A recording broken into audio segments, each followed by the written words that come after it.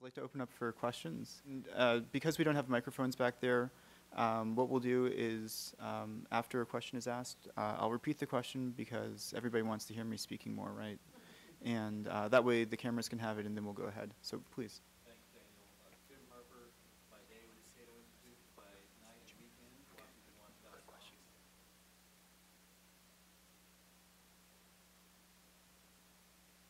Would you like to tell folks about the project you and I have worked on to make it really, really easy for Congress to provide earmark transparency, perhaps repeating the URL several times in your answer? So if I can summarize Jim's comment, it was, as I understand it, a shameless plug for a discussion about a project that he's been working on about earmark transparency. And please. Yeah, Jim has no shame. The project is earmarkdata.org, and as I talked about in my comments, what Jim did at WashingtonWatch.com was get citizens to basically go to their representatives' websites and find where they had stashed their earmark disclosures, and then take those and input those into the database. And that's something that we can continue to do indefinitely, but it's something that Congress should be doing itself, like I mentioned. And so what earmarkdata.org, so in the process of creating the Washington Watch database, we developed a XML schema that Congress can just take right now and use to report the earmarks requests that they put out. So it's a site that you can go to see that schema, help develop it, and also sign a petition that will be hopefully turning over, requesting that information. So what's the URL again? It is earmarkdata.org or .com, earmarkdata.com or .org, earmarkdata.org. So Jim, does that answer your question, Jim? Jim wants to know what the URL is. I'd like to ask a question. This is in reference to a recent Supreme Court hearing. Yes. The names on the petition will be public? Oh, they're public right now. In fact, if you go to the site right now and you sign for the petition, your name automatically goes on there, and it automatically sends letters to your members. Thank you. Thank you very much. Are there other questions? Please. What role, if any, should protecting whistleblowers, particularly national security whistleblowers, in the Transparency Caucus activities? Okay, so the question has to do with protecting whistleblowers, particularly within the national security context. Is there someone who'd like to address that? Okay, Scott? It's very important. Obviously, whistleblowers are really our first level of accountability that we have. And as you mentioned, especially with security whistleblowers, that they've been silenced. Actually, they've been prevented from coming forward. Congress has, passed bills and they've been signed that have prevented them from coming forward and even penalized them if they do. And we've seen too many cases from, federal air marshal down to, people in the intelligence communities, even down to translators that have been silenced based on confidentiality agreements and different things. So it's very important. It's something we're working on, even as Patrice mentioned in this SBU CUI executive order that we expect from the White House. We noticed that they didn't have a whistleblower provision in there.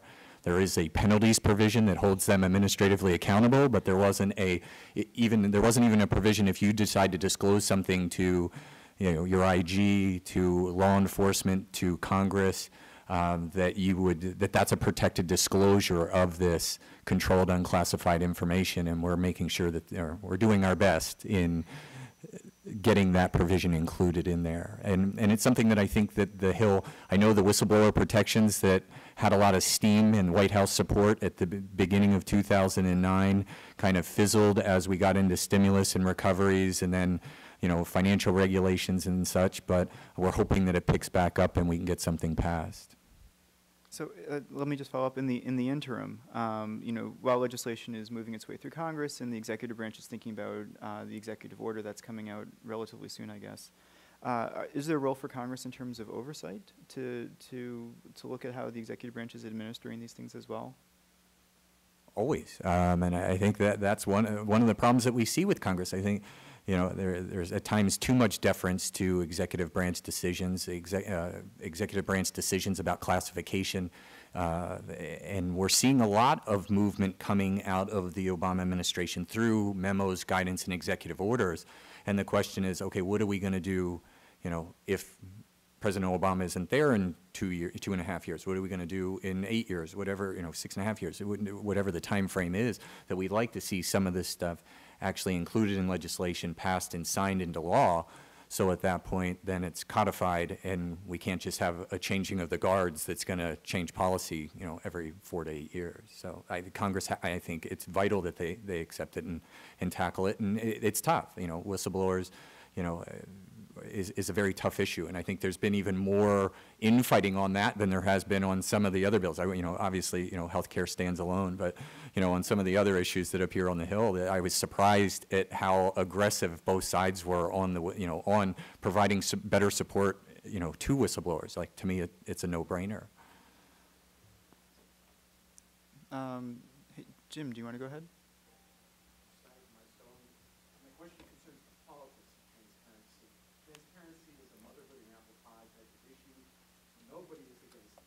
So, for example, in Maryland, this year publicly, that much Right. big difference. So, Maryland this year.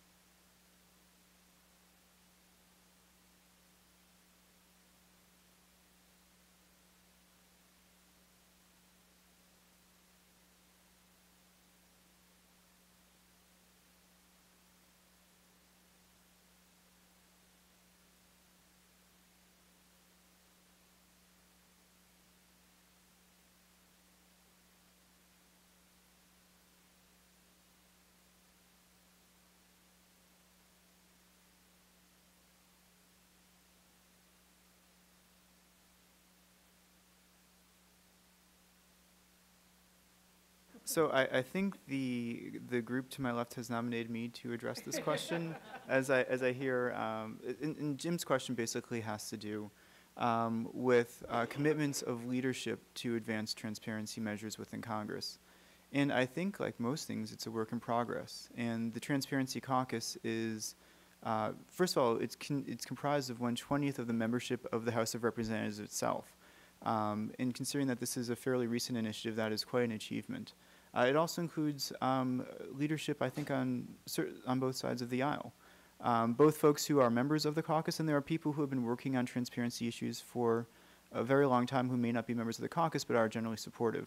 So I think it's an issue by issue, member by member, staffer by staffer kind of question that, you know, time will tell. But I think that the creation of this caucus, the fact that, you know, we see in this time, particularly as we're starting to lead up to the election cycle where we have increasing partisanship, to see a bipartisan group of folks come together, willing to work on these issues, willing to talk with one another, willing to talk with outsiders, willing to work with the White House who's pushing these kinds of issues and doing this across party lines, across ideology, trying to organize in a way that has never happened for this issue before. I think that is an encouraging sign. And I think that we will need to see, of course, what happens. And we need to hold our members and representatives accountable for what happens. But I think this is actually a good thing. And I think that you would agree with me on that as well. And now my panelists actually want to... I'll jump in and say one thing. Well, Jerry had mentioned, well, I won't get into the political question, but I will. Jerry had mentioned that this is really about accountability. And I think that's 100% true, and it's vital. But the one problem that we've had is there have been stories written, there have been associations, especially in the contracting world, a lot of the defense contracting associations, the IT associations, that have been able to stigmatize the word accountability with punishment. Accountability leads to punishment. Even this Transparency Caucus, some of the people that are on the opposite side are going to say, well, wait a second, you want all this, you want to punish government employees, you want to punish contracting officers, you want to punish contractors. That's what we heard with this FAPIS database. Why that's not going to be publicly available is, you know, even though it's, you know, POGO has a federal contractor misconduct database. We use all open source information to build that database. Agency press releases, U.S. Attorney press releases, DOJ, the company's own press releases, and we upload those. Well, they've decided not to make the government version of their database publicly available. Well, the reason was, well, it will be used to punish contractors and contracting officers that are making very complex, comprehensive determinations, to hold their feet to the fire to say, why did you pick this contractor over that one? And that's what we're going to have to overcome on that political spectrum, on the political side of it, is that accountability isn't punishment. Accountability is going to prevent waste, fraud, and abuse. Accountability is going to save money. Accountability is going to prevent wasteful programs, abuse of power, things like that. So that's what we really need to overcome. And I just read an article. There was an article, and there's been some writings that IGs, Congress, members, the NGOs of the world, and reporters are, it's not the evil empire, but we have some kind of term, there's a term that's been cast upon us that, we're bad, and it's just it slipped out of my mind. But, until we get over that stigma on transparency is going to have a beneficial impact, that's going to be, a problem. And I think what Patrice will be coming out with, and I'm not going to prompt you on this as you make faces, which is, for example, the evaluations that are coming out tomorrow. There are some agencies that are doing very well. And the importance of rewarding good behavior as well as drawing attention to behavior that is not what we would hope for, I think is an incredibly useful technique. I mean, that's one of the reasons why Sunlight has formed the Advisory Committee on Transparency. It's to assist Congress as they're trying to improve their transparency and the overall transparency of the federal government. Are there other questions? Yes, please.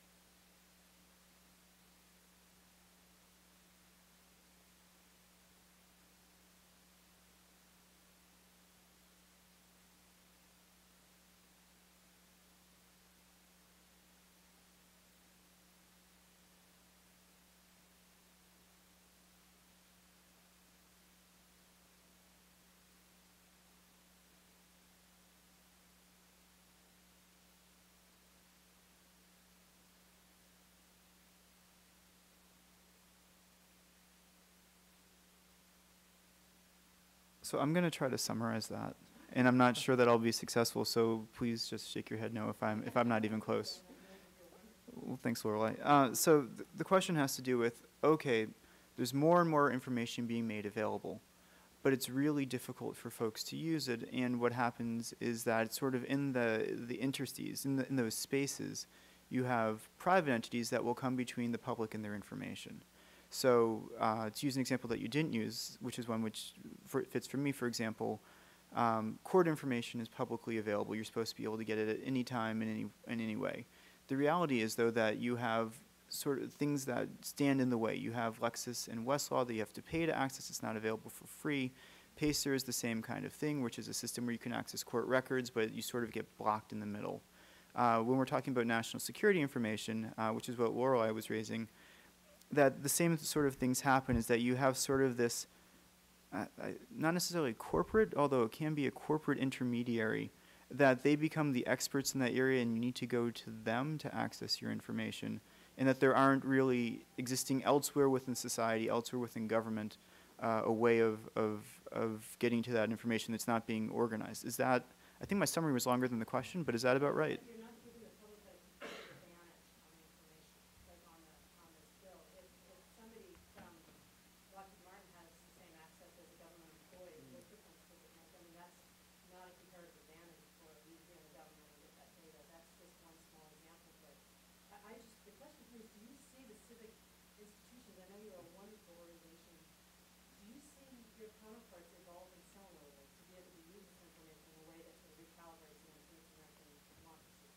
So ultimately, can citizens access this information and use it?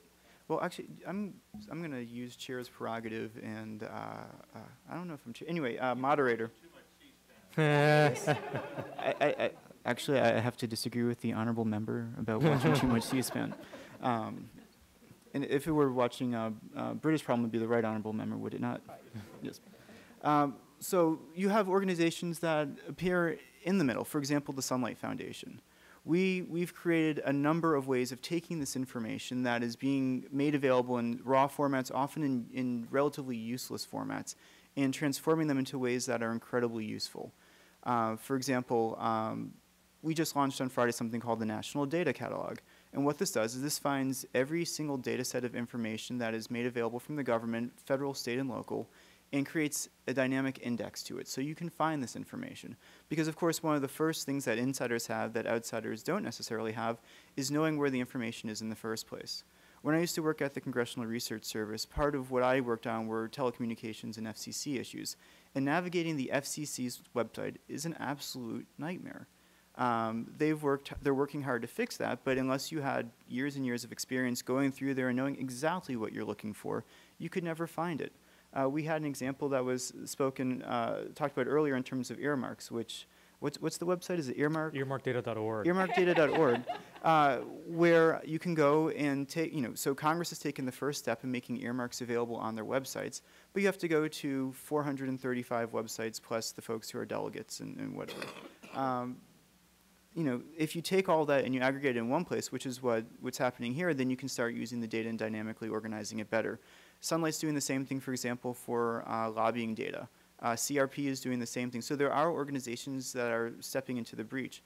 What we've also seen is that members of Congress are taking initiatives to make this better as well. So there's a piece of legislation that's particularly close to my heart that was introduced by Representative Israel, which is the Public Online Information Act.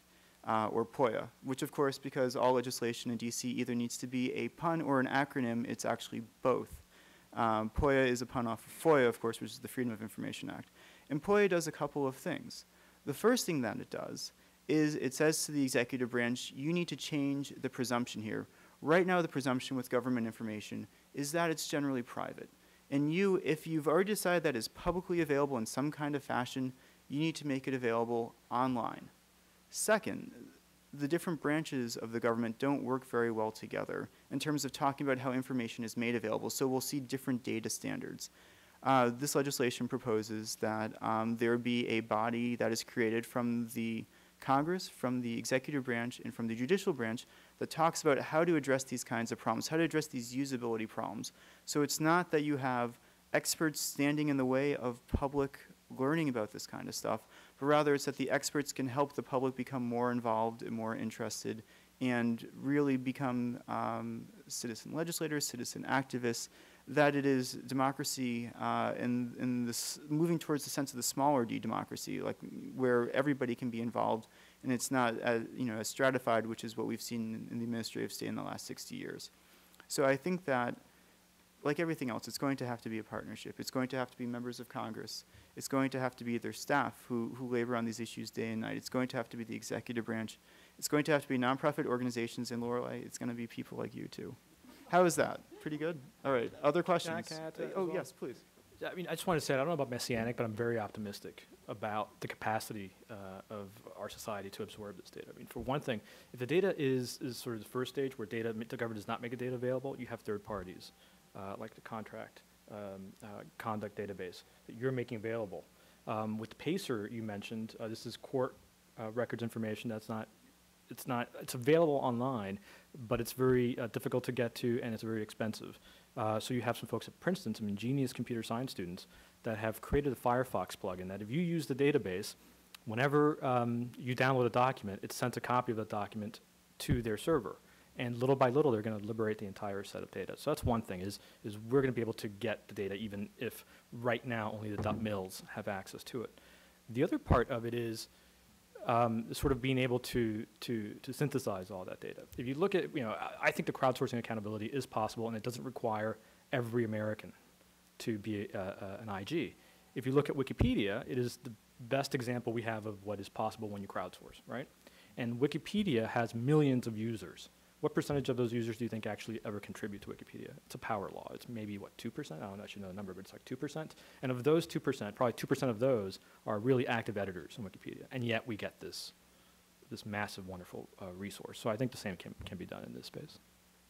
I do want to add a point, though, because we've seen with some agencies that they were told by the or by the White House to put their data up in XML, and they did, and they don't have it on their agency site anymore in a form that's usable by normal human beings who can't read XML. Right. So there has to be that balance. The agencies have to still have a responsibility to make their information available and usable by a general public, as well as making it available in a form that can be grabbed and crowdsourced and done all that. But I have to put that in here because it is a problem. They got all excited and shiny objects. Yeah, well, smart design, both human readable and machine readable, of course, it's all we ask. Are there other questions? Yes, please. Darrel Souder, Progress and Freedom Foundation. You've all touched on the question of who actually analyzes and does something with data. To some extent, maybe the layer of accountability is citizens, journals, or Wikipedia, or those sorts of things. What about journalists? And in particular, my question is the Federal Trade Commission and the Federal Communications Commission are both having very involved proceedings right now about the future of media. And there are lots of people who are wringing their hands and suggesting that private journalism, for-profit commercial journalism is dead, and only government subsidies can rush in to fill the void. And my question for you all is, if the government's going to do something here, should the first thing be to make available that raw material for journalism? And to what extent do you think that doing so would really use journalists as an effective lever for making accountability really meaningful in providing, as Jerry was saying, that democratic check on what government does? So the question basically has to do with the future of journalism, whether making information available sort of in raw material form, I'm trying to make sure I'm doing this. Will facilitate journalism, will also leverage,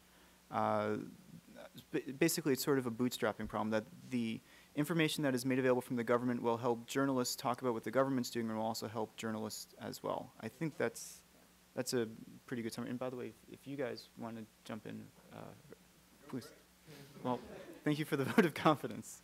So Patrice, you want to jump in first? Yeah. Okay. I think that you're absolutely right. The government should be doing this, but I think we need what journalists need in addition to raw data that they can do, computer-assisted reporting with, is they need access to records, to the real information about government, about government's operations, and that's where I think all of us need to push agencies on the proactive disclosure aspect of it.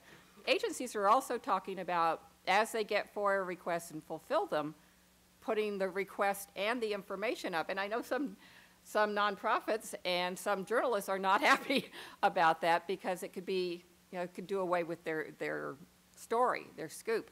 But, there's a balance that can be struck there. But I think, yes, the government absolutely needs to make itself much more open, much more accountable. But I think that we're always going to have to rely on pressure levers like FOIA in order to get information out of them that they don't want to share with us. If I can partially answer, it is one of the questions, which is if there's a leak to the New York Times, as there so often is, doesn't the public have a right to the core material, not just what the New York Times front page opinion was?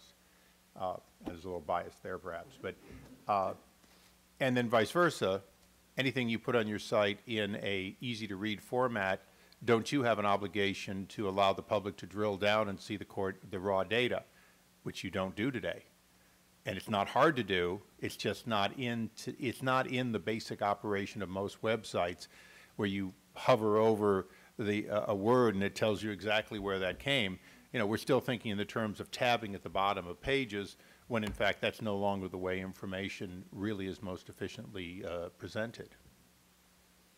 I think that's an excellent point, and I would add two things to it. One will be, of course, that my colleague John Wunderlich would kill me if I didn't mention this, is that there is also He doesn't look like a killer. You'd be surprised. Is that, so there are two different classes of, I don't want to say there are two different classes of journalists, because that's not quite there's two different aspects of journalists. One is the professional folks who do this all the time.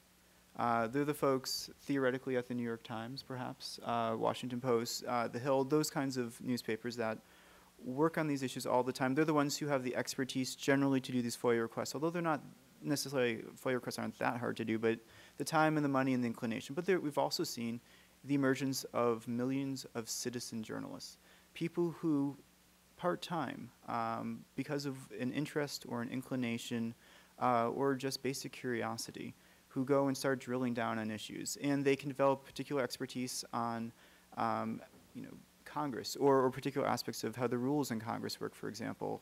They can develop particular interests in really just about anything, and oftentimes we will find that they scoop professional journalists just because there are so many folks doing this. There's the concept of information at the center and information at the edge, and even with expertise, again, bringing up my former employer, the Congressional Research Service. A great institution that has a lot of knowledge, has 700 people working there more or less. There are 250 or 300 million Americans, maybe 200 million of which have the time, interest, and inclination to have expertise about any particular aspect of our society.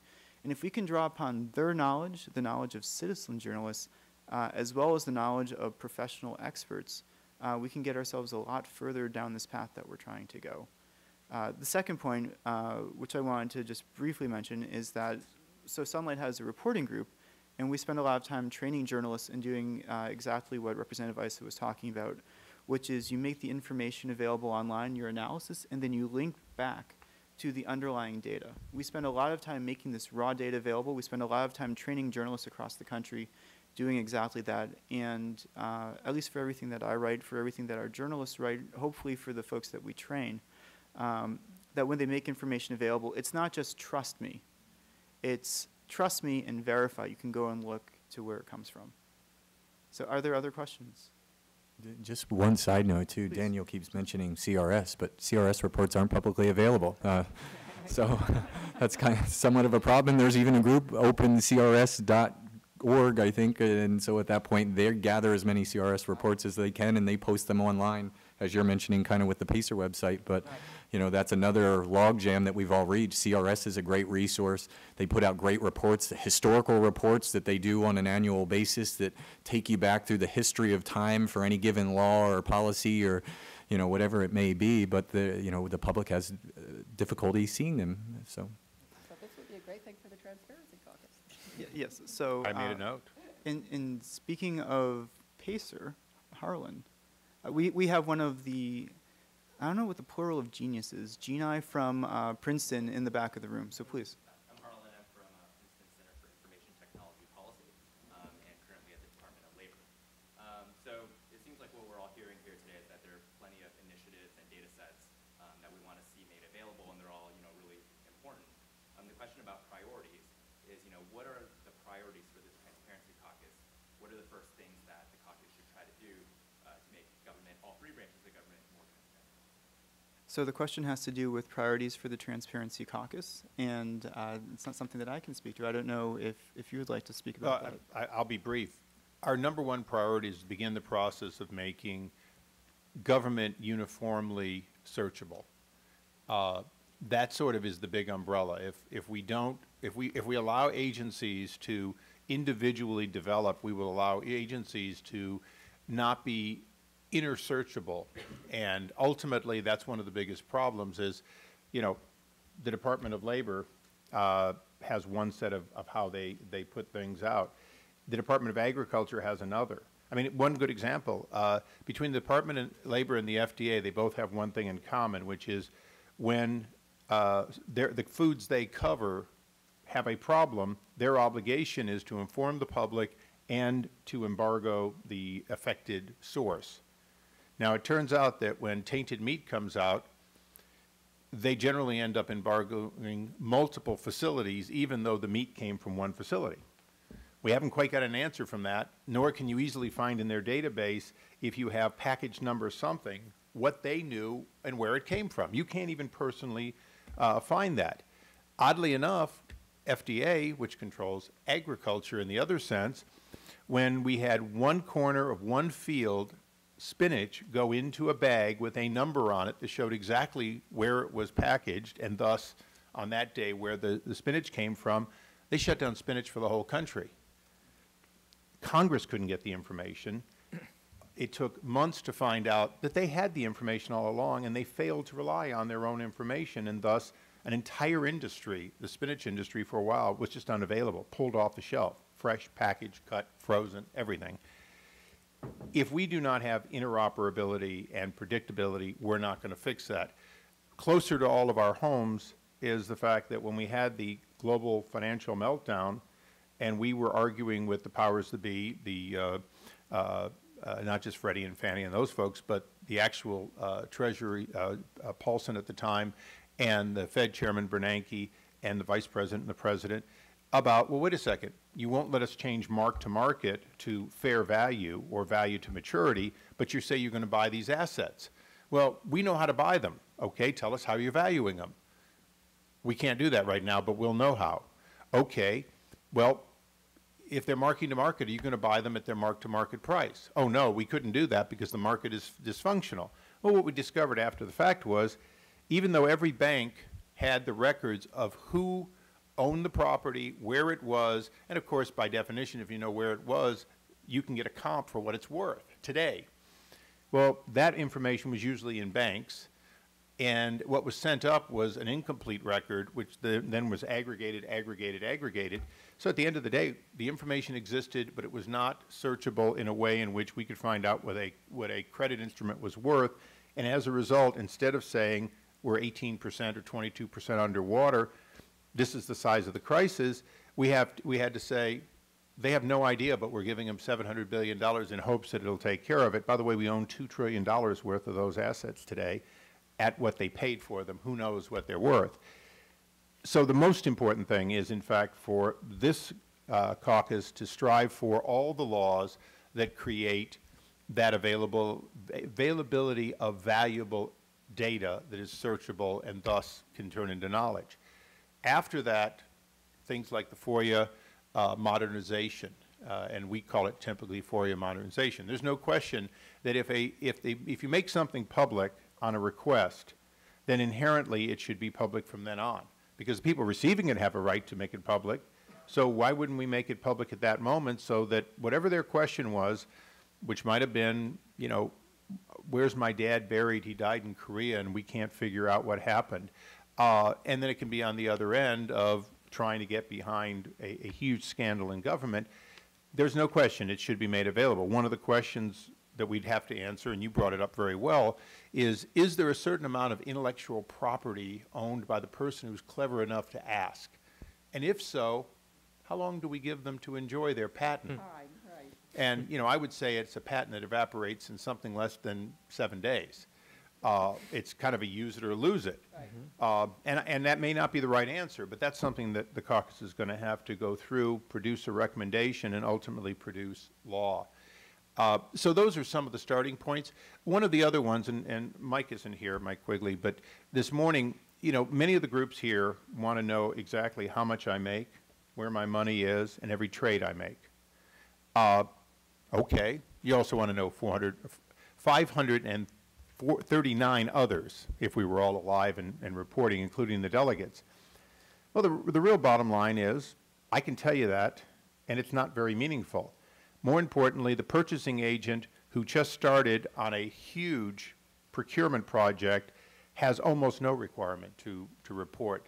So what Mike and I have agreed to do is to do a thorough review. One of the first items we're going to do is a thorough review of all branches of government and what their reporting is, and then say, okay, for like ability to influence your tax dollars, what are the reporting requirements? And I think we recognize that elected officials ultimately have a great deal more power, but of course that's diffused by 440 if you include the delegates, or 439, because they all get earmarks, so you do really have 440 earmarks just in the House.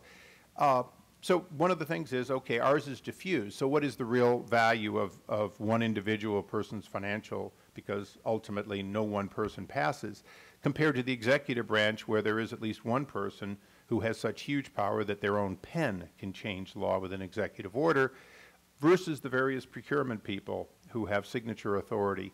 And we're going to try and do a review and find a balance in whether the public accepts the level of current disclosure based on responsibility, or whether there can be harmonization of like entities throughout government. Our suspicion is you'll never be satisfied with members of the House and Senate, okay, and I can accept that. You're reasonably satisfied with the President and Vice President, other than it's not online in real time, daily. But then again, you know, you really need to know what he gave to charity today. But we are thoroughly in the dark as to what's really happening with $1.3 trillion worth of what one might call discretionary spending. It's not discretionary, all of it in the true sense, but it's the spending after salaries. And then the last but not least in that tranche is, you know, federal workers overall make more for like jobs than the private sector of pay and benefits. Do you have true transparency as to how the process of what they make, how they make it, and how the decision is for what they make? So those are some of the lead-ins. The reason this morning at the opening that we said we want you to feed us a lot of these priorities is, although we can't necessarily answer them all, we do have to ask, what is it over and above good data streams that you can really look at in format? What is it that's going to do the most to have you open up government? And I will tell you that if I send a letter, even as the minority ranking member, if I send a letter based on a no-bid contract that DOD or anyone else is putting out, they almost always change their mind and decide to go out to bids. If I send a letter saying why did only 3 bid and 21 potential bidders were somehow not qualified, even they built like buildings or whatever, most of them usually get in. So one of our challenges is how can we automate that letter writing effectively so that I don't have to, because the worst thing in the world is anecdotal examples. I'm fixing every day, and so are other members like myself. It's sort of the reverse earmark. Why aren't you saving us money? You know, that's kind of an earmark. But anecdotal activity like that is wrong. We need to be consistent, otherwise we help a few and so many lose. So those are some starting points, but the caucus truly does want to open up government and open up government to public eyes, and then quite frankly, even those who look at government, we're looking at whether those who look at government and then have information, whether or not that information can be opened up further, realizing that there is a tendency to produce for-profit intellectual property off of government opening up its databases. And that's one of the challenges. We cannot let the information be put out in a format in which it creates little businesses that ultimately make it expensive to get what we gave away for free. That's some of it. Yeah. And I think, unsurprisingly, I'm going to give you the last word on that. I would encourage... And I'll let you keep the room. Well, thank you. I would encourage everyone who is interested in the Transparency Caucus to contact Mr. Issa and Mr. Quigley's offices. That would be Hudson and Robin. And if you're interested in the Advisory Committee on Transparency, please go to transparencycaucus.org and sign up for our email list. Thank you so much. Thank you, Mr. Issa, to Mr. Quigley as well, and to all the members, and thank you to the panelists.